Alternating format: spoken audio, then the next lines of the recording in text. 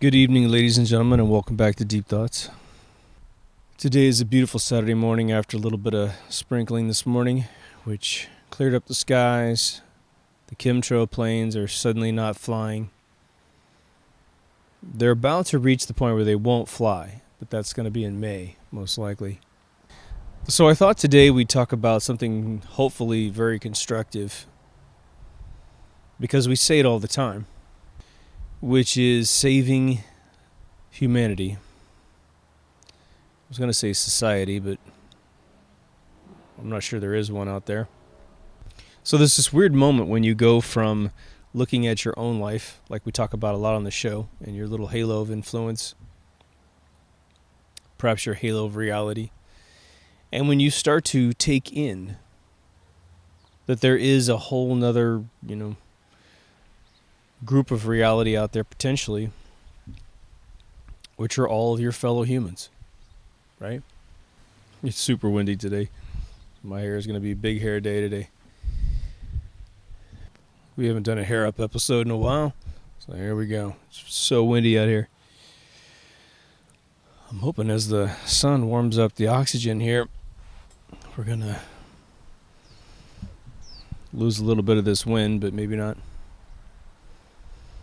So how do you approach such a thing? You're like, Jesus, I want to do something. Well, the answer we all don't want to hear is the most effective thing you can do for society and humanity is to improve yourself. It really is the most intense change that you can effect on society is making sure that you have a balanced life. It doesn't mean tons of money necessarily. That certainly can't hurt. It means that you are happy. As you experience the spectrum of emotions of sadness and happiness and all that, you've got methods of dealing with that spectrum in a way that doesn't negatively affect others. Your need to burden society with your presence is at an all-time minimum. Doesn't mean it's bad if you do ask for some help at all. It just means that you want to keep those for the moments when things go hot. And that's what society's there for, is to help each other, right? I mean, seriously, we talk about the program of the universe and that sort of thing, and you think, why would there be more than one of us? I mean, someone made the decision in the program to create more than one of everything. And, and once you experience, again, any one objective with more than one person focused on that objective, it becomes measurably easier and the yields become exponentially higher. So working together is always the best way to do it. And that's why, when you look within a nation state and you see politicians and all these evil scumbags like George Soros working to make everyone divided, right? And the funny thing is they pat themselves on the back and behind closed doors, like they've actually accomplished something that had any difficulty to begin with. No. Getting people to argue over the reason why they don't have everything that they've dreamed that they wanted, that's easy. First, you get them hooked on pop culture, making them think they need Air Jordans, right? Making them think they need a fancy car or fancy house or fancy watch, or they have to be able to eat at the fanciest restaurants or whatever, right? And then you make it exceptionally difficult through banking for them to ever achieve or acquire any of those things, and they're pissed. As soon as they get strung out on this ridiculous drug and they can't get it, then they're angry. And then you just go scapegoat. You pop the balloon. It's not one of these balloons that completely explodes. It's one that, starts letting out a leak. It starts flying all over the place, and as it's flying all over its life, every single thing the balloon bumps into is what it's supposed to blame. Doesn't matter. It could be one race against itself, one race against another race. Doesn't matter. A gender thing. If we were all happy, all the stuff that we argue over would be very difficult to cause an argument moving forward, One thing that's interesting that I think I've noticed is that I struggle with the concept that suffering creates growth. Every world war that we have allowed these bankers to create from nothing, getting our ancestors killed, getting our ancestors maimed. At every single tragedy like that, there are moments that are beautiful that come out of those horrible pre-orchestrated things.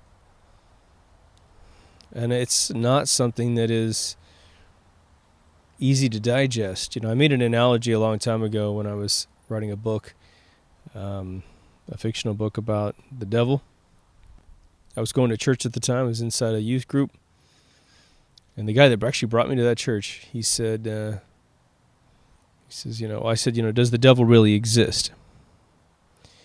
And he goes, well, what do you mean? I said, well, think about it. We had just had the 89 earthquake. And I said, think about the earthquake. I said, as horrible as when the highway fell and killed something like 100+ people up there in the Bay Area. I said, when that highway fell, a bunch of people rushed up to hopefully, to help rescue people.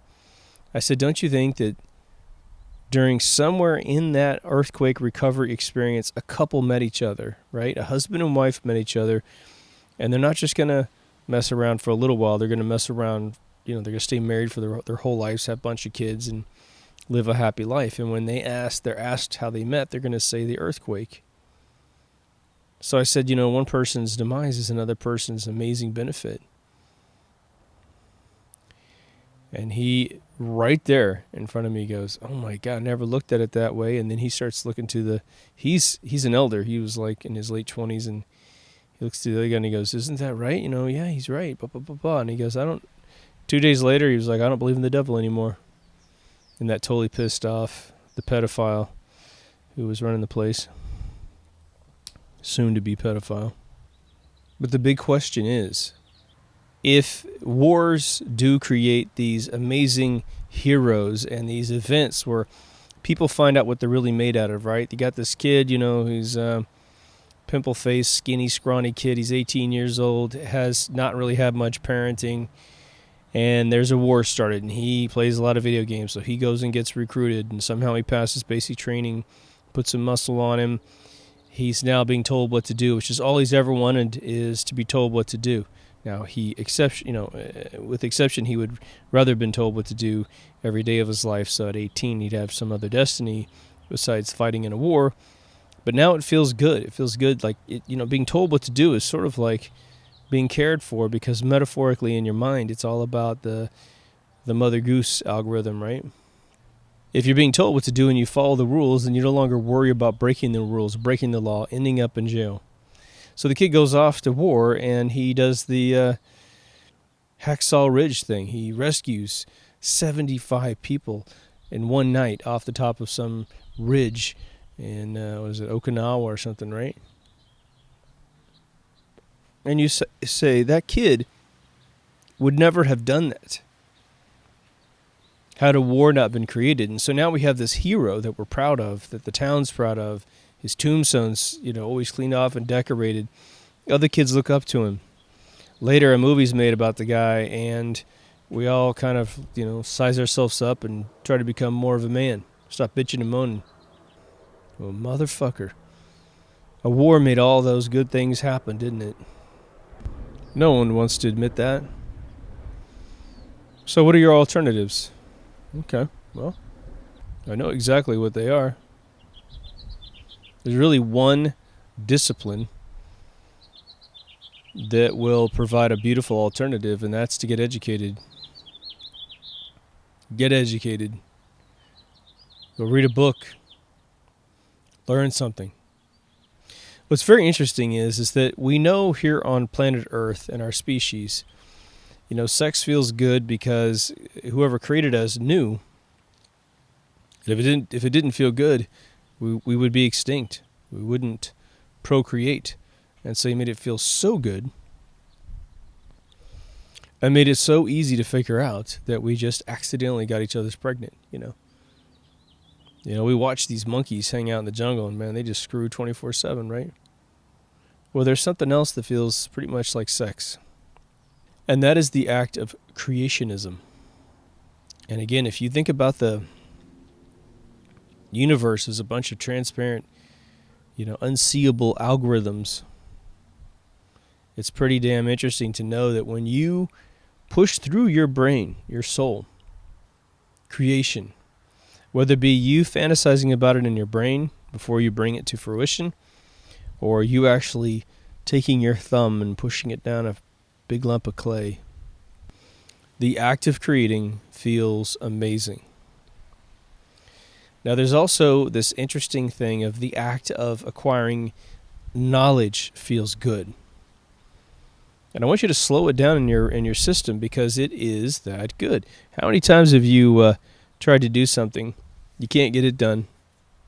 You go on YouTube, you look up exactly what you're trying to do, and I'll be goddamn, there's not a video right there that says this is how you do it. And you realize that the way you were approaching it was completely wrong.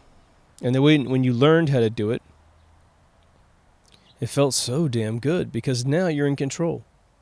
The second you get to charge money for what you know, oh man, that's an extra boner.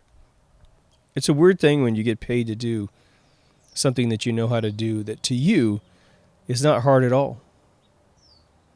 There's something very special about that. So here's what we were supposed to do with society, what we used to do with society out of sheer pressure by standards that we used to set for our kids. And here's what we do today, which is an interesting adjustment. There used to be bars, like lines in the sand, I should say, from 0 to death. And society expected from you a level of participation. Otherwise, society would start to notice you and frown upon you and kick your ass in one way or the other. You know, back in the 1800s, the average level of education was 8th grade. And consequently, again, before you say, oh, those poor dumb people, they knew around 10,000 words in the English language on average. Which again is why historians have to translate, Civil War letters written home. We were Shakespearean in the way that we used to speak and write back in the day. And we've become more ignorant and more ignorant. But I guarantee you a boy by the age of 14 was expected to be doing a hell of a lot of work at home. They're expected to get jobs in the town if they weren't working directly for their family, running a farm or something. Or a family business. The girls were, getting ready to start families, and they were learning how to cook and sew and work farms just like the guys. And I really, really doubt they were as dainty as we might put on. It's not a Little House on the Prairie situation. The Ellie Mays of the world were everywhere. Because they had to be. They absolutely had to be.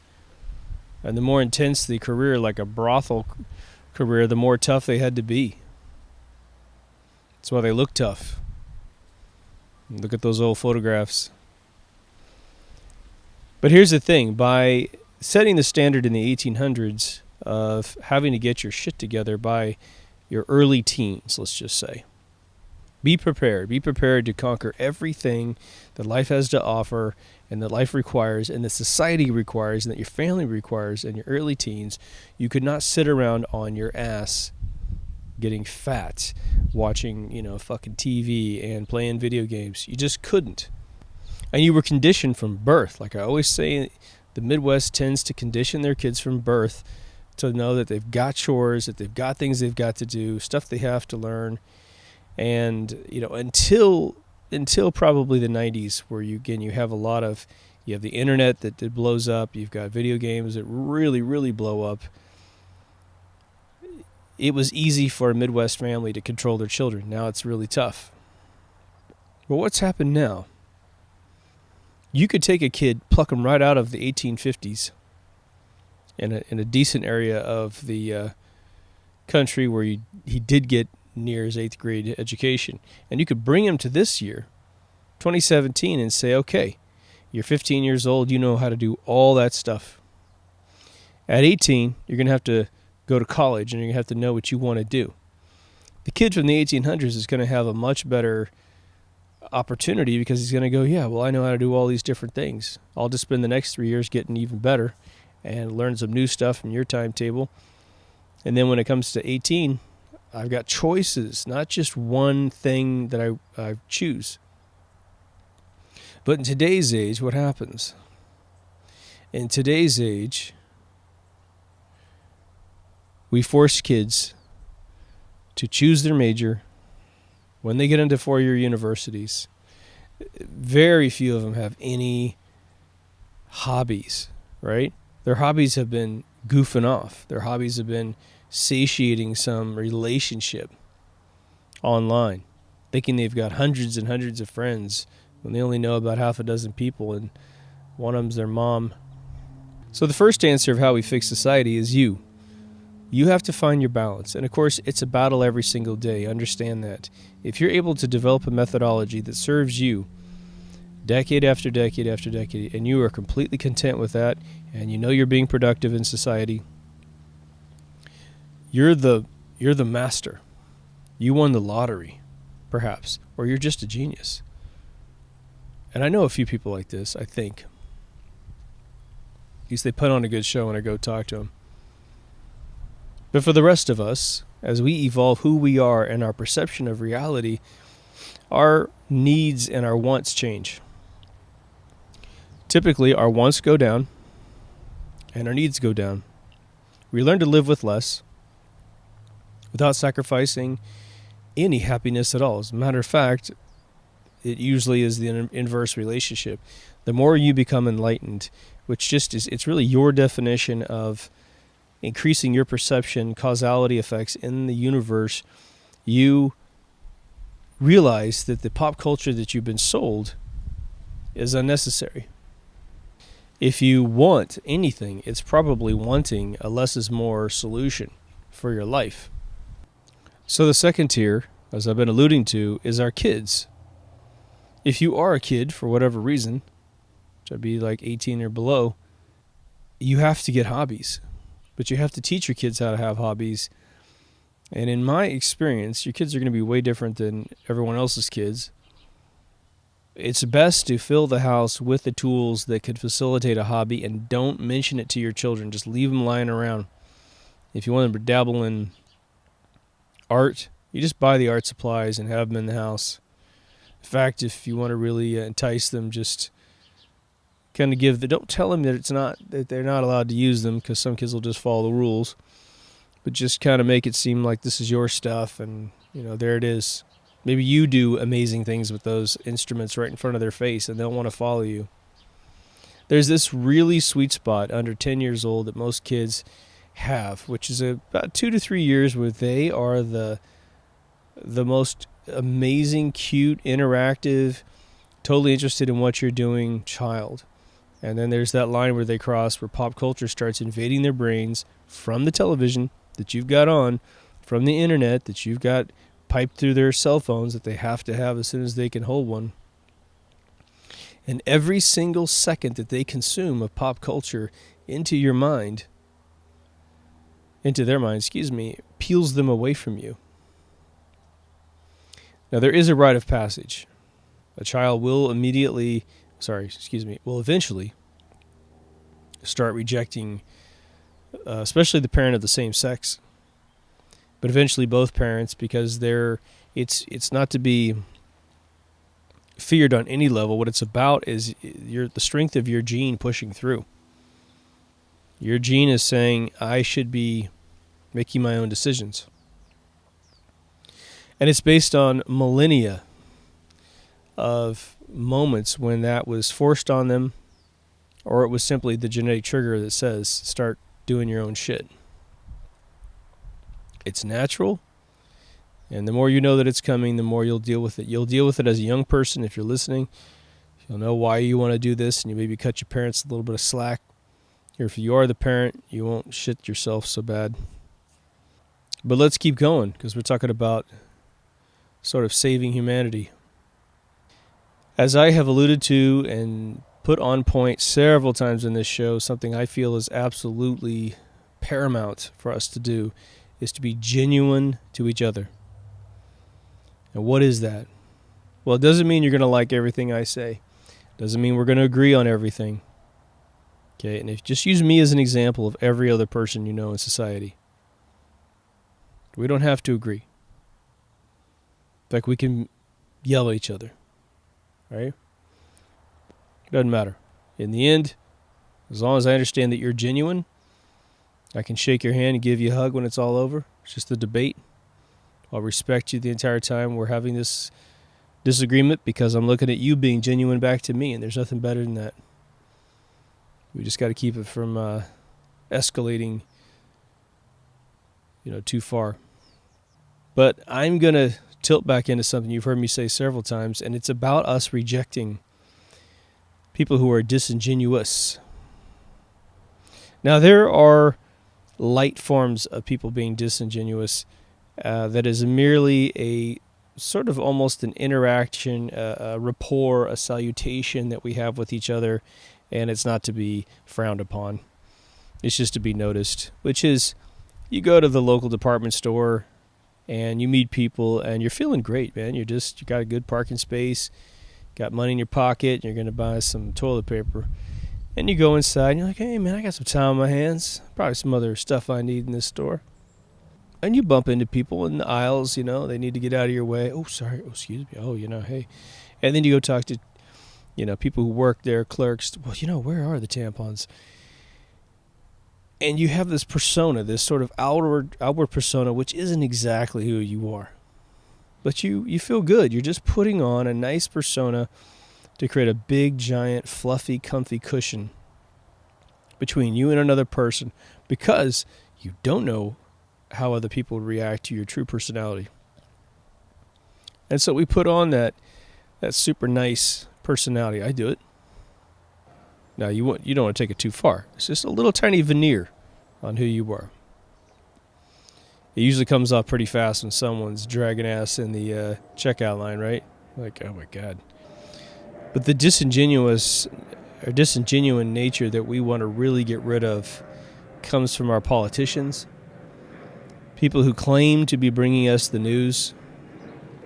I made a comment the other day about Paul Watson from prisonplanet.tv, which is an Alex Jones franchise. He does fantastic journalism, just A-plus work. And he was sort of adopting sort of a broadcast speak. He had his own kind of Wolf Blitzer frequency. And I said something in an episode a couple months ago about that. And I watched him last night at my smoke lounge, and he was talking normal. And it was so pleasant. It was so pleasant. It's like my friend, instead of someone, separating themselves from me. I thought that was great. So where do we take that? We take people talking to us in this robotic, disingenuous voice and forget any validation by a broadcast degree, right? You can take broadcast journalism in college and they will teach you something called broadcast speak. Now, part of it is to erase whatever accents you have to increase the level of accessibility, which means the ability for people to understand what you're saying, right? So if you were in some Cockney accent area of England and someone's reporting the news, well, it'll work for people that understand the accent, but it'll be tough for everyone else. If you're in Scotland, it'll be tough for Americans, right? If you're in the deep south, everyone will fall asleep. So broadcast speak in one level is to balance out your accent and sort of just come to an average mean of how we pronounce words. But the second part of it is all of this emotional delivery is what they're trying to do. They're trying to create these suspenseful tension and release formulas within what they're reporting to keep you on the hook. And it is the most patronizing fucking thing you've ever heard in your life, right? I won't do my impersonations. But listen to Wolf Blitzer speak. That guy is a goddamn robot. He lacks any level of humanity. He cannot speak correctly. He can't. I mean, I make jokes all the time about what would it be like to be at Thanksgiving dinner with him. We cannot allow things like that to be validated in our society as being, this is where real information comes from a fucking robot. Someone who just talks to you in bizarre tones and, if it's any different than how you would talk to someone in that department store in terms of just hey, like, where is that thing? Oh, that's great. Awesome. Anything different than that, you got to really put the brakes on. We all know that society needs to wake up, right? We need to wake up to the fact that there are these horrible, horrible techniques that especially the press, has learned to get away with murder, right? Literally. The events of 9/11 were very interesting. On a scientific level, again, you have 11,000 engineers and architects who have come out and said, that the day's events are actually technically impossible. Technically impossible. All right. But the press won't cover anything that they've done. Only Geraldo Rivera finally brought the leader of that Engineers and Architects for 9/11 Truth to his show, and then he apologized to the guy for being a doubter of the inside job theory, and then his show was off the air immediately. Geraldo Rivera had to go off and become sort of this adjunct to normal shows, right? What the press does and what the ruling class does is say, look, we have personally convinced society to believe Wolf Blitzer when it comes to what is true in the world. And what I mean by that is a broadcast journalist's voice. Outside of him, we have first newspapers, the New York Times, LA Times, Wall Street Journal. Those are the only things that are true. We got magazines like the New Yorker. If you need any more detailed information, we have the bookstores that have the publishers that will only publish books that correlate with all the other theories that these other venues put out. Of course, there's internet news and television news, right? But they all work together. They're all owned by the same corporations, all plugged into AP Reuters, which is the same Rothschild company. So what they'll do is they'll bring on someone like Dr. Stephen Jones from Brigham Young University, who cracked the explosives that were placed inside the 9/11 buildings, the thermite and thermate. And they have a 6-minute segment for him to cover all the evidence of 9/11, which right there is a joke. They barrel over the guy talking so he doesn't get any word in edgewise. He's not a very assertive person. He's very polite, so he doesn't speak when he's being talked on top of. So out of a 6-minute segment, he might get to speak 30 seconds. And of course, it's riddled with what other institutions that we accept as truth have backed up what you're claiming. Oh, no one? Oh, well then you're obviously a liar. And all the cowardice souls at home who don't want to believe it's an inside job. In fact, they want to believe everyone dies at all the massacres. That's what makes them sleep well at night. They don't want to hear any of us say, yeah, a bunch of those people didn't die in some of those events. Some of them they did. But they don't want to wake up and have any responsibility in life because they've never had any their entire life. So they don't want to hear us, right? Think about being on some sort of town hall meeting with Neil deGrasse Tyson, and you want to argue against one of the subjects that he might preach. Maybe it's the Big Bang, maybe it's a picture of Earth from space, aka the shape of the Earth, which he's lamented about recently, all right? And you sit there and you present your case, and it's beautiful and it works. What you're saying is what matches reality. And then he says, to defend his institutionalized education, well, what's your proof? Well, I just told you. No. What institution that I subscribe to, having hidden in the universities nearly my entire life, what institution backs you up? What scientific experiment by an institution backs you up? And the audience is going to immediately fragment. I think in today's society, 60 to 70% would stay with us. But a good 30% will say, yeah, I don't want to believe that the world sucks or that people lie. I want to believe that NASA's been robbing me 365 times 60 million a year. They don't want to believe that. And so they'll use whatever technique they possibly can to worm out of the truth. And this is the process of waking up. Now, of course, there are forces that know that we're waking up using an online backbone to do it.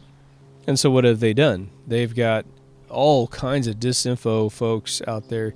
Some folks that put their face out there, and they're creating all kinds of videos misleading everyone, right?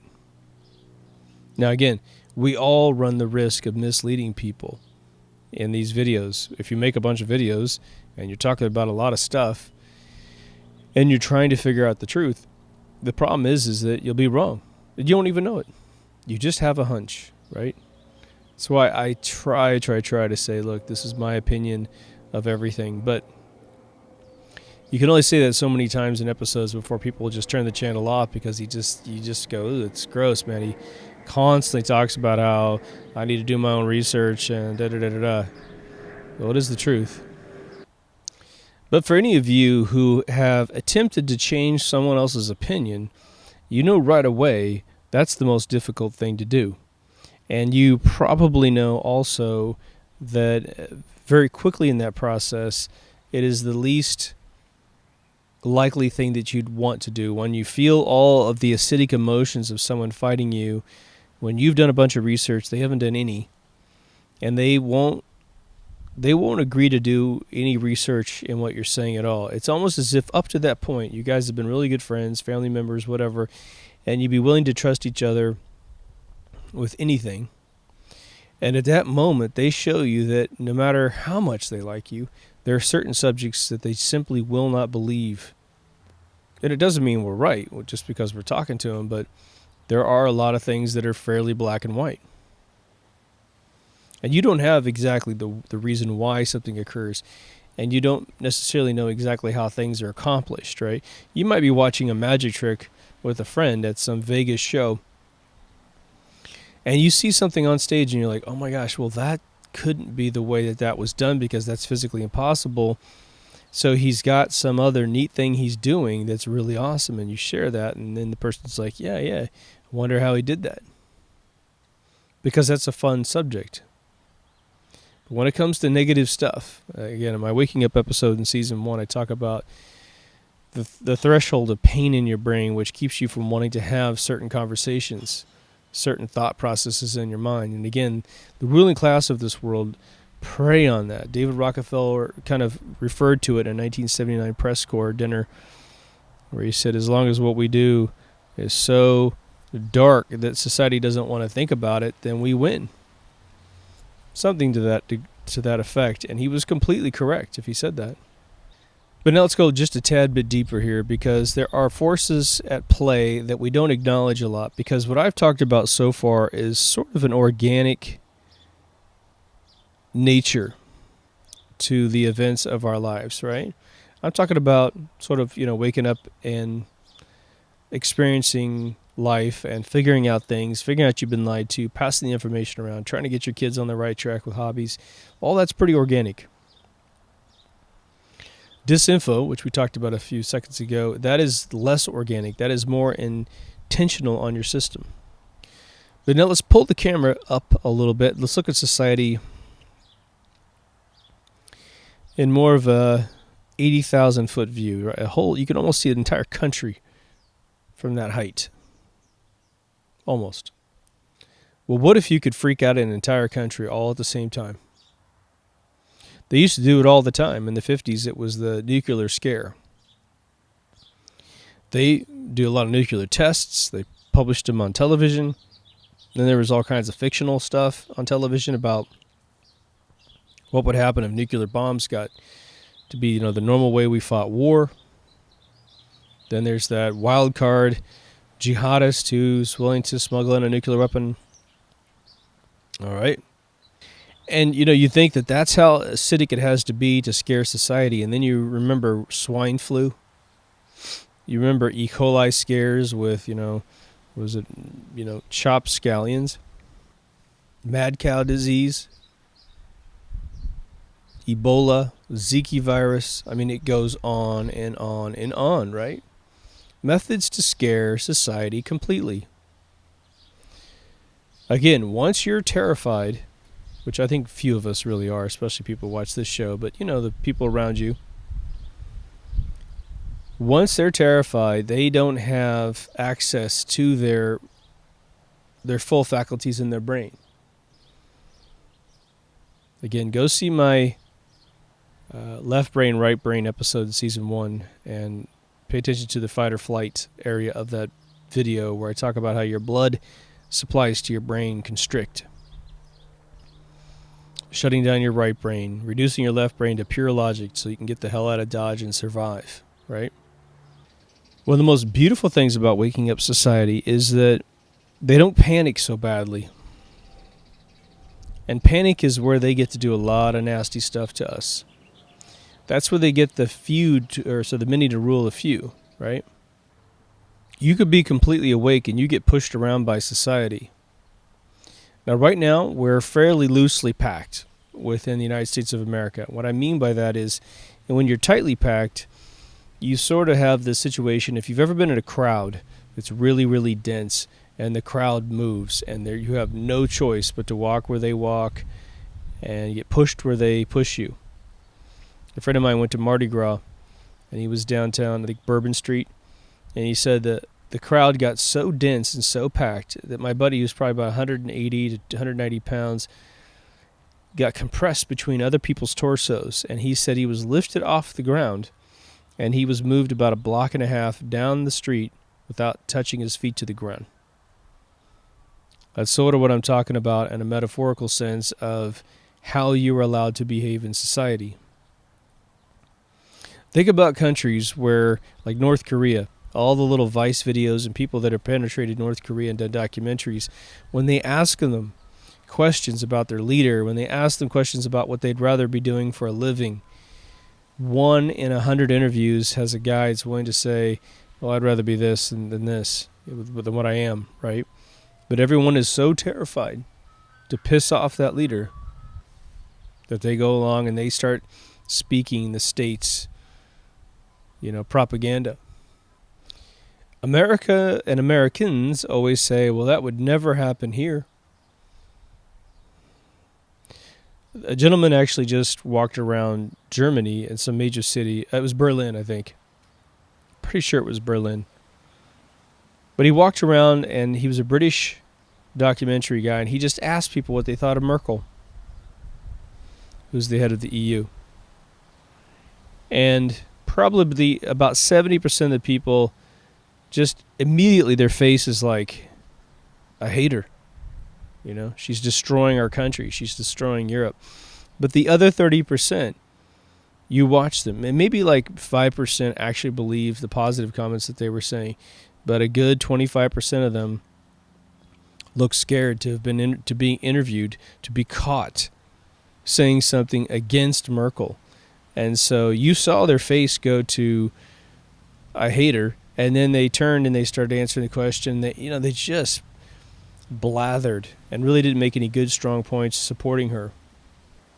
Having a lot of German friends and family members, I will tell you that the Prussian education system, which you'll hear me mention if you haven't researched that yourself, it's really a system that was created, like 750 years ago or so, which is to train the citizens of a nation to follow what the nation needs and not what you need. Which, on the surface, is great. You're like, well, yeah, we are stronger as a group than we are as individuals. But it's immediately corrupted. It's immediately, turning everyone into little subservient, serfdom, docile human beings that have very little capability besides left brain regiments. Engineering. Why do you think engineering is so good in Germany? Because that's what's allowed after you get conditioned by Prussian education systems. You're not really free. You really don't think for yourself. Berlin today is probably the greatest place to think for yourself and be a DJ and create credible art and shows and all kinds of stuff. But for the most of Germany, everyone that I know, it's a little odd. A friend of mine just dated German, and she said he was weird. And I said, why? I knew what she was going to say. And she goes, they're just strange. They don't have, they're either super over-emotional, sort of sick romantics, or it's all black and white. Everything's all black and white. I was like, yeah. So I think one of the greatest things that my own personal life can attest to is having, mainly a German background in my family, And then coming to America and having my brain freed, having my brain never be repressed by a Prussian education system, it shows you what that gene pool could do if they were just released from this obediency that they have, this national pride that they have. But it happens in America too, right? When there's one of these, either fake or real massacres in the world, what happens on Facebook? Well, they rush right in with this little overlay you can put on your profile pic. And then there's this social pressure to do it to your profile pic. Otherwise, you don't care about the people that may or may not be dead. If you ever study why people go to jail, at least in America, one thing will become extremely apparent very quickly. And that is, and this is a key to saving society and saving humanity, and it's going to differ for different regions of the world, so I'll leave it up to those of you who live in different parts of the world. But if you were to take out pop culture influences out of every single prisoner's history, I'm going to tell you that you will remove over 95, if not 99% of every prisoner that's in jail. Why are they in jail? Well, they had their lives destroyed by pop culture, meaning that they were told to attain things. Their want list got so huge, and they got their want list and their need list confused with each other, right? They think they need Air Jordans. They think they need, a hat that costs $200. They need these things. Otherwise, society will reject them, right? Because that's what pop culture says. So when they try to get it or they can't get it, either they might steal to get it, or they feel bad because they can't get it. And once they feel bad over and over and over again, there's real financial repression in the world. But before you get to the bankers fucking with your ability to get a job, make a decent wage, and get good education, before you even get to that, you're all strung out, living with your parents who are paying all the bills for you. Strung out on everything pop culture. If you really come down to your needs, you can always find those. Those that are in for rape. Think about it. Rape has two elements to it, right? It has an obsession with sex, which is usually the lesser formula of why rape happens. And so you have someone who is oversexed with all the pornographic material online. I mean, come on. If you were to look at society and go in every back room of every novelty store in 1975, and then you just search on Google for XXX content, I don't know what the exponential is, but it must be 1,000,000, if not 1,000,000,000 times more material today than there was just 40 years ago. It's sick. But what's the other big thing they tell you about rape? People want control. They love controlling someone, taking something that person doesn't want to give you, and being in control and being a god and being a king or whatever the fuck you think you're doing, right? And why is that? Why does someone want that sort of control? It's because society as a whole is so messed up. And it's not necessarily us as individuals, but it's all the power structures and lattice work that holds up our lives, that they don't have control anywhere else in their lives. They don't have all the possessions, and because whatever you're attracted to, let's just say, that sex also thinks you need those possessions, otherwise they won't give you the time of day, and so you can't get the sex that you want, you can't get the control that you want. So oh my gosh, there's a rape. You get them both and you take them. And even if someone says, hey man, you're going to go to jail for the rest of your fucking life, the guy's like, well, at least one time in my life I felt like I was in control. Drugs. Why do you take drugs? It's because life sucks, right? It's the only reason to do it. Makes you feel better. And you could have a micro feeling of life sucks because I'm in college and tests are hard. Maybe someone broke your heart. Maybe it's just you can't figure out what the hell you're supposed to do in life, and so this just makes time pass, right? Some people sell drugs because they can't find a talent, because their parents didn't raise them with hobbies, right? Hobbies don't cost shit. I grew up a poor fucking kid, man, right? When we had what we needed, but I certainly didn't have everything I wanted, and I filled those gaps by learning shit. And learning became orgasmic, man. You know, as a child, once you learn that you know things adults don't know because they don't study anything either, you start to feel like you have some value as a human being really early in life, right? The reason why nerds do so well in life, at least academically and usually employment-wise, is that they get off on education just as much as most of us get off, with sex.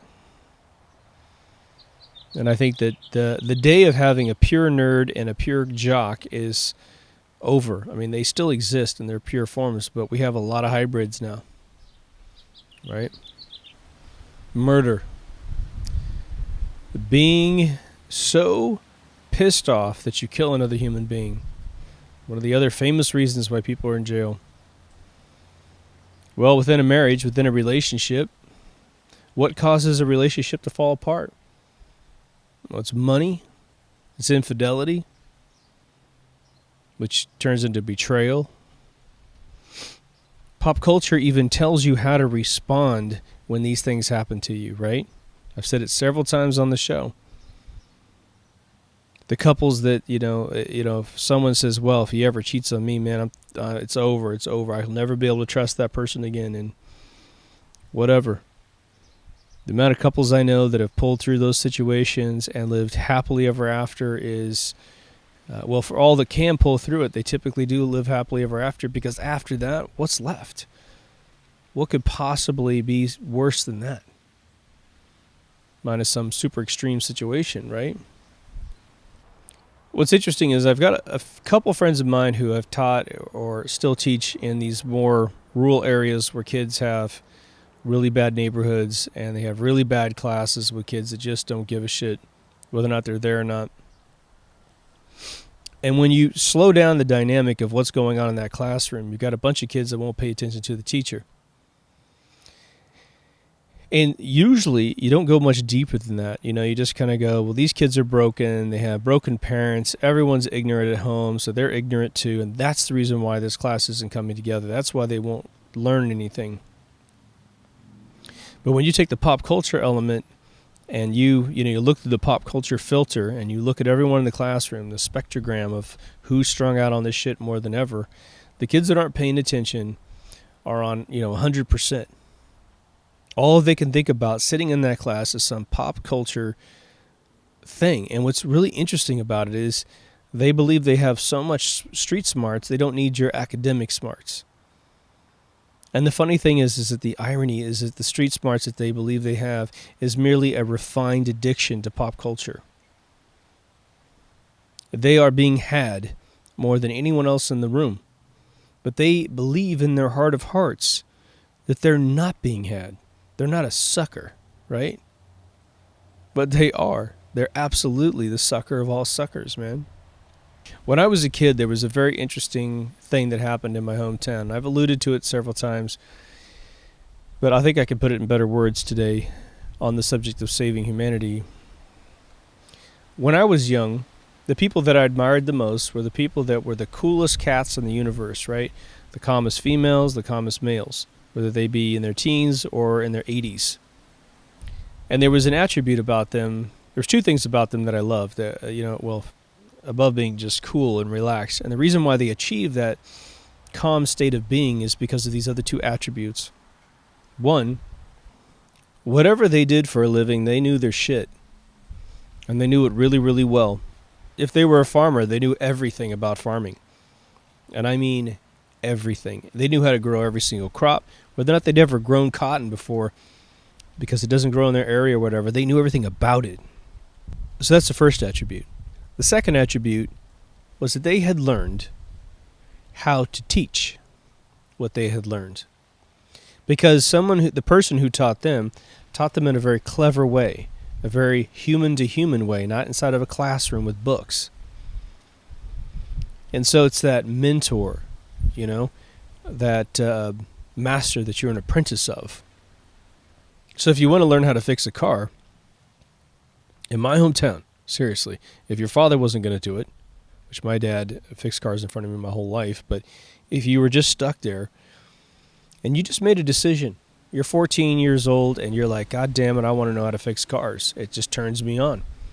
You would look at the car repair places in the town. My town was a township. And you'd walk in the front door of the biggest garage door that's open. You'd find an old guy who's working on a car. And as a little tiny kid, you'd walk up and say, hey, mister, you need any help? And the guy would look at you and say, why do you ask? Or something like that. And you'd say, well, I want to learn how to fix cars. And he'd look you up and down and kind of see kind of what you're capable of doing, right? If you're a big kid at 14, he might have you go out and do salvage yard work. If you're more scrawny, he might have you go grab the tools for a little while. And as every tool comes to the engine, he's showing you what he's doing. As he disassembles, an engine to replace the head or something. And you just sit and you'd watch how everything connects together. And slowly, over the course of a couple of years, between the age of 14 and 16, you start learning causality, right? The amount of friends I had in the Midwest that by the age of 15, 16 years old who knew how to break an engine completely down, you have all the sheets and the grass and every goddamn part's out there on the sheets, all fucking grimed up.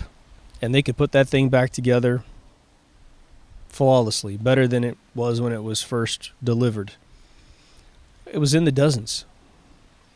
And I remember, because I was off doing science and programming and art, I remember thinking, how the hell did you learn all this?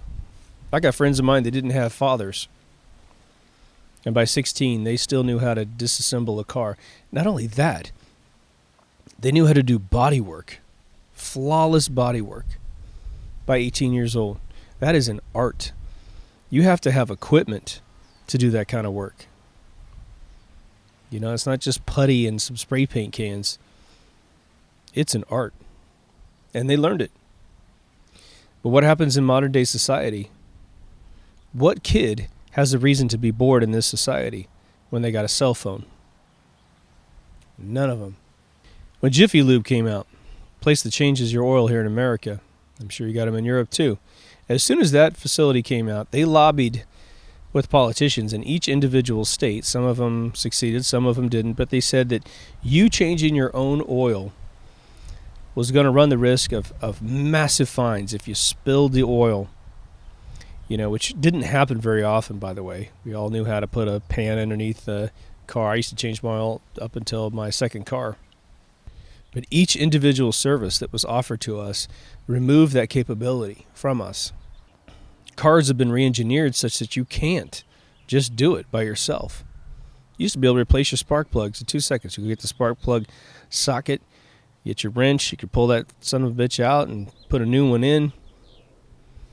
By my second car, it was under an injection manifold. I had to take the manifold off. You need a whole suite of tools to take that off. Well, then apartments were the way we started living. We didn't live in homes. And so you didn't have any place to put a big tool chest, right?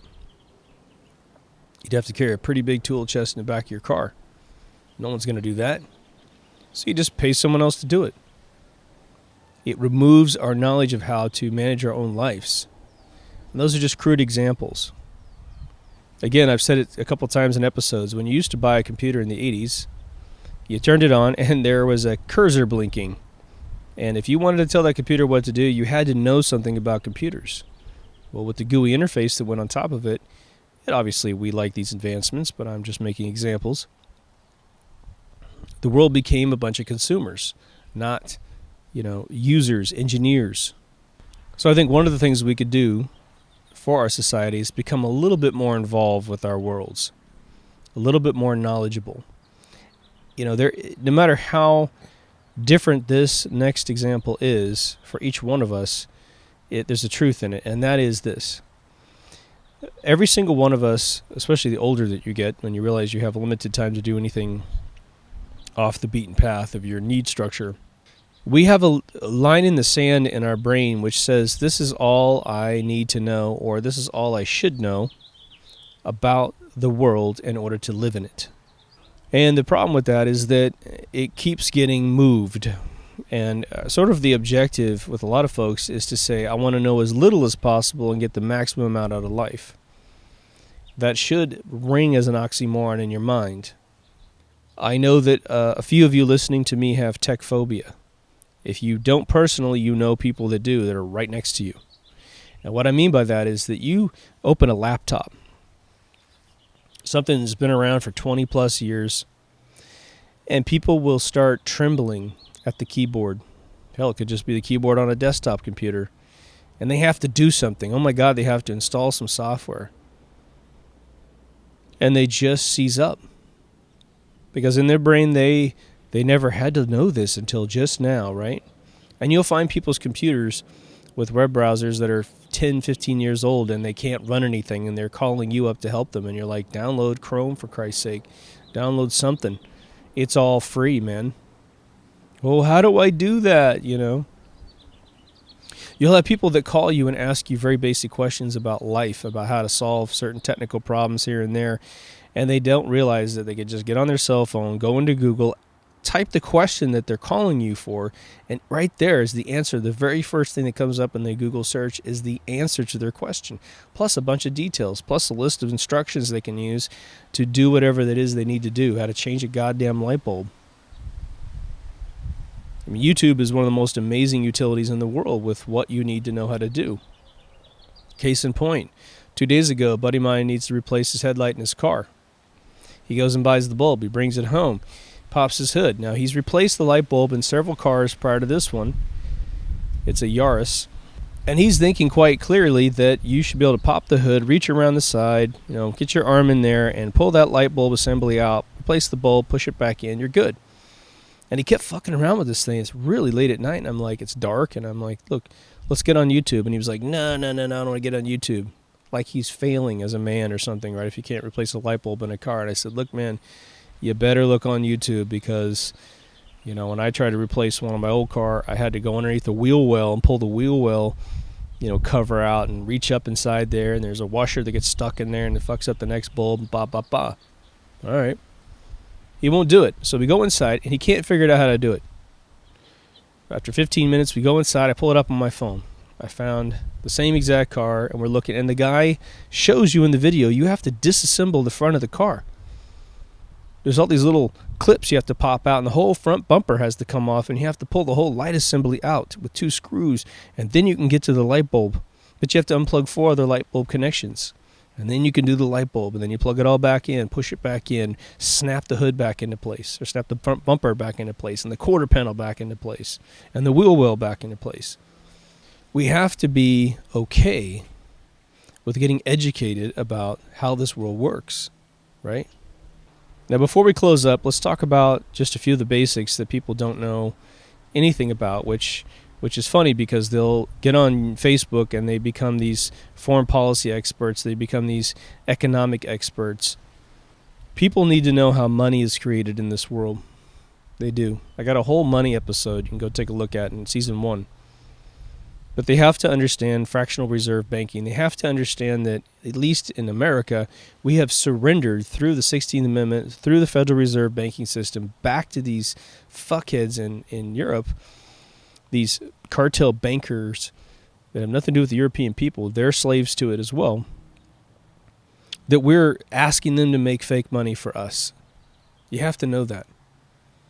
Everyone needs to know that we don't need foreign agencies making our money and charging us interest for that money. Interest that never is created, by the way. It's a very intense, it's the most pure Ponzi scheme you've ever seen in history. They need to know that. In terms of foreign policy, well, your best bet is to show them how each and every war since the Revolutionary War for Americans was an instigated war that was designed for Europe to take over America, and they won. Once the 16th Amendment got put in place in 1913, every war after that's been a big banker loan war. Maybe World War II was about developing Hitler to keep Stalin out of Europe, but that was about it. The Korean War was a joke. We didn't need to be there. It was a police action. The Vietnam War was Korea on steroids. The war lasts over 10 years. Then we got a reprieve, and the world was awesome. From 1975 to 85, America has rarely experienced a more blissful era in its history. Of course, the War of 1812 was about getting rid of the First Federal Reserve, and then they threatened us, fought us. We were on our knees after having fought the Revolutionary War, and the only thing that stopped that war is that we gave them another lease on their Federal Reserve Bank. It was called a different name. The Civil War, well, it was about the trying to rip apart America, right? Europe funds the South, and we ended up tearing the place apart. But the main byproduct out of the Civil War was the invention and certification of a corporation, allowing a business entity, a piece of paper, to have as much rights as a human. And that's where you got, the conversion to corporatism started.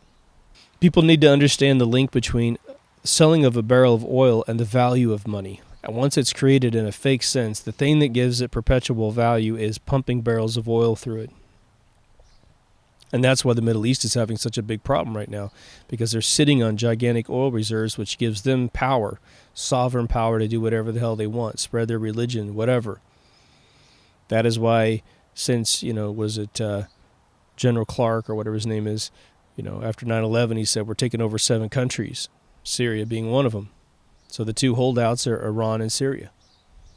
Well, Iran just got paid $1.3 billion by the Obama administration, so he could put some missiles across the top. Who knows what's in that deal? No one had a chance to read it until it was already done, and I'm not sure we're allowed to read the rest of it due to security reasons, right? It's not a fun subject, but we have to understand that pedophilia and child trafficking and human trafficking is a massive problem in this world, not just America. We have to be able to have these conversations so that we can secure our citizens and catch those that would do this and eradicate the gene pool that thinks that this is okay. But to put the very, very final point on this particular discussion, I want you to use the word pop culture in a lot of your conversations as to why we are all screwed up. Right? When you see people worship these musicians who are absolutely, the devil incarnate in terms of moral fiber and moral vectors that will corrupt our children and corrupt our adults. Because kids become adults very quickly, right? I mean, Christ, a child's a child until they're 18 years old. At 21, they have all the rights that anyone else has. Well, for those of you who are adults, you know that those 10 years go by really, really fast from that sweet little 11-year-old kid all the way up to 21. At 21, they've got 10 concentrated, compact years of pop culture because you have to go off and work. And you don't want your kid to be viewed as, unpopular, so you shove the cell phones and the game units into their face. It's what you do at Christmas, right?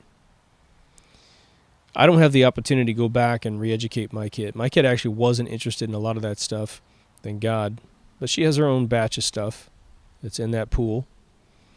But if I had a chance to do it all over again, I'd probably be extremely honest with my kid and start to wake them up. The John Carpenter movie, They Live, that would be the sort of inbred education I would give to my kid. And I assume that I wouldn't have to fixate on it that much. You just sort of wake your kid up, and then your kid gets to live in the real world, and they get to be, again, they get to 21 without being had by everything. I think there are reasons to fight wars. I do. I just don't think we've had one for, a few hundred years. Now, the other thing is, you might feel obligated to save the entire world as a human being, as one human being. If you think you have a technique to do that, then do it. Create a YouTube channel. Talk like I'm talking. Do your thing. Help people understand perspectives that you have every single day that you don't seem to find in other people. And then eventually it'll spread like a frequency. But don't worry if all you can do is improve yourself and perhaps your closest family members and friends. Really, you have to understand there's an exponential sort of fission reaction when that happens, right? You can help one person, and they'll help 2 or 10. A friend of mine just did a job interview, and he was it's been a long time since he had a job interview. He still has a job. He just found a better one that he wants to apply for. And they love him. They absolutely were on him in a heartbeat. But he went around and he had the wherewithal. He's a brilliant guy, multilingual. And he said he went to interview like everyone he could that he thought would have something. And he bumped into me at the smoke lounge. And he goes, I meant to ask you a few questions about this. And I kind of learned about a situation. And I gave him 4 or 5 tricks that I use to get a job, and all of it's in the episode in season 1 of How to Get a Job. And he looked at me and he was like, oh my God, yeah, I'd never even thought about that. Those are great points, because it took the insecurities and his soft spots in the interview and made them strengths. And so far, so good. He's on to the next interview. I know you feel me. I know you have ideas. Again, people don't come at this straight up because I think we fear the preaching element to the whole equation. Don't preach to me, man, blah, blah, blah, whatever. Some of you are beyond that and you want to hear everyone's opinion about this. So these are my opinions about this. Please share yours. If you do know of videos that do talk about this kind of stuff, please link them down below. I just want to thank those of you who have helped me harvest links into the bottom. One of you helped me out with some links to the actual products I mentioned in the toxins episode when I mentioned the vitamins that you take. Someone went up there to Amazon and linked them. It's beautiful, and so that helps out. I really appreciate it. This is a community effort, so I really thank you guys for being there. For those of you who are interested in season 1, I want to put a fine point on this because I posted it on the Facebook group. Again, the Facebook page is going away. The group is locked. Come on in. If you're going to watch season 1 and you want to see the video of it, and you're in a foreign country especially, and you're seeing that these are blocked, you try to push play and it doesn't work, understand you can go to vid.me. It's a new YouTube out there. It's growing. It's typically really short content on vid.me, but I've talked with the people that own the company, and they've allowed me to have a premium account where I can post these videos, which are very, very long. And it's been a really good response over there, but they don't block the videos just because a fragment of a song is being played. They know there's no copyright violation there.